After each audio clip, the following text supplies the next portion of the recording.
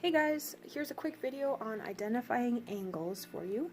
So you're going to need to know this to do your homework for today, but it's also a good review for more of the things you'll be doing in this next week or two.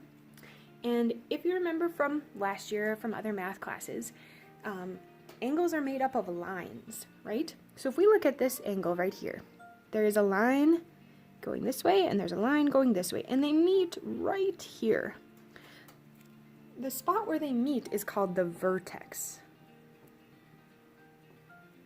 And when you line up two lines to make an angle, like this one, there is sometimes a big opening between the two lines, and sometimes there's a little opening.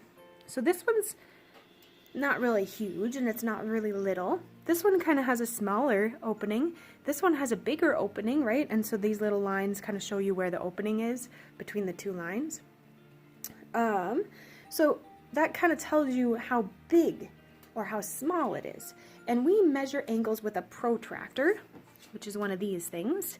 So it can help you find the degrees. We go by degrees. And your degree could go from 0 to 180. Sometimes we see things go to 360 degrees, but we aren't going to worry about that right now. We're just going to worry about 180. So if I was looking at this angle right here, I've got a line going this way and a line going this way. And I know it's like not super small, and I know it's not really big for this opening, so I've got to figure out what it is. Well, one clue that you can look for right away is whenever you see this square, it tells you that that angle is 90 degrees. So you automatically know that. You don't even need to use the protractor to measure it. If I did use the protractor, I could line it up right here, and I would line up this circle that sits in the middle of the protractor at the vertex, and I would make sure my line at the bottom lined up with my first line, and I would see what number this other line falls at on the protractor. The protractor has printed numbers on there. Those are the degrees.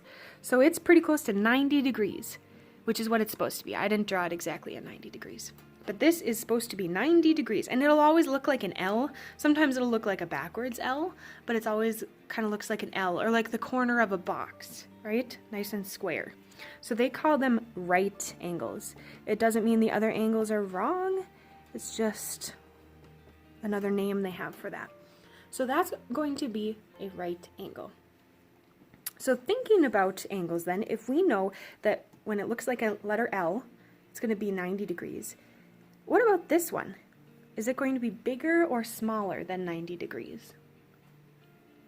It is going to be smaller, because the opening is not as big as this opening, and so we know that the number has to be smaller than 90.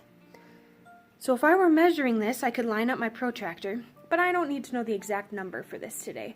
We just know that if it is less than 90 degrees, so if it's smaller than a right angle, the word that describes those is acute, right?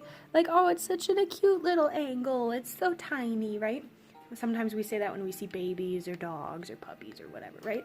So it's an acute angle because it is smaller than 90 degrees.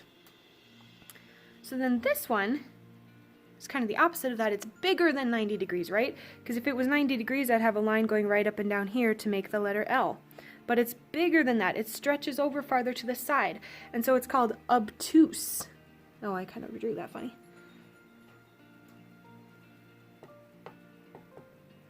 So the word for angles that are bigger than 90 degrees, it's obtuse.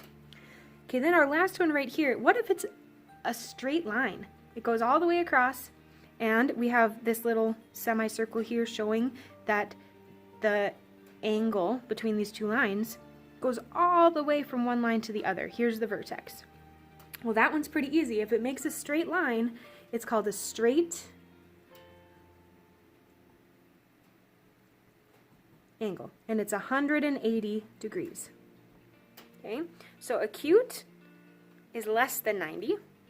Obtuse is more than 90, but we can't get any more than 180 at this point, because then we just have a straight line. So our numbers always go between 0 and 180 for this part that we're learning. And you're going to need to know these words so that you can so that you can label the things for your assignment. All right, if you have questions, let me know. Thank you.